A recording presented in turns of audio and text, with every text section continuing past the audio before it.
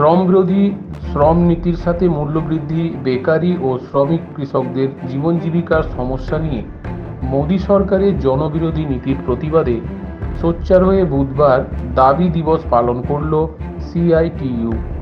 সারা দেশের সাথে এদিন রানীগঞ্জ শিল্পাঞ্চলে রাস্তায় নেমে বিক্ষোভ দেখালো সিআইটিইউ রানীগঞ্জ কোঅর্ডিনেশন কমিটি।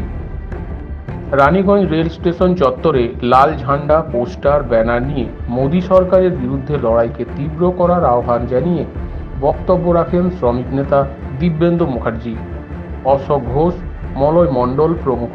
ছিলেন শ্রমিক নেতা সুপ্রিয় রায় ও হেমন্ত প্রভাকর। অধিকার তুলে দেওয়া চলবে না, শ্রম কোডের আড়ালে শ্রমিকদের ইউনিয়ন করার অধিকারকে কেড়ে নেওয়ার ষড়যন্ত্র চলবে না। শ্রম কোড বাতিলের দাবিতে সিআইটিইউ লড়ছে। আজকে শ্রমজীবী মানুষের যে আইন, সে আইনকে তারা লাগু করতে দিচ্ছে না। আজকে আমরা সিআইটিইউ, আজকে আমরা শ্রমিকদের 26,000 টাকার আমরা মজুরি বলছি। 26,000 টাকা একটা পরিবার চালাতে গেলে, মানুষের মতো বেঁচে থাকতে গেলে 26,000 টাকার প্রয়োজন। সে প্রয়োজন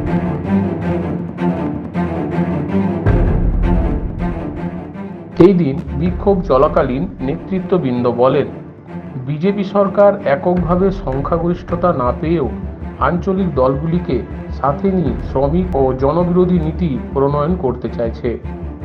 এই নীতির বিরুদ্ধে দেশ জুড়ে আন্দোলনে নামছে সিআইটিইউ। তারা দাবি করেছেন, নয়া শ্রম কোড বাতিল করো, এনএমপির নামে দেশের রাষ্ট্রায়ত্ত সংস্থাকে জলের দরে বিক্রি করা চলবে না, কয়লাখনি বন্ধ এবং বেসরকারীকরণ করা চলবে না, সমস্ত শ্রমিকদেরই ইএসআই দিতে হবে এবং পেনশন ও সামাজিক সুরক্ষা দিতে হবে।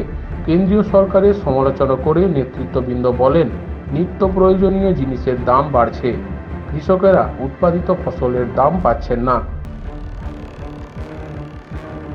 Bureau report, activation Bangla.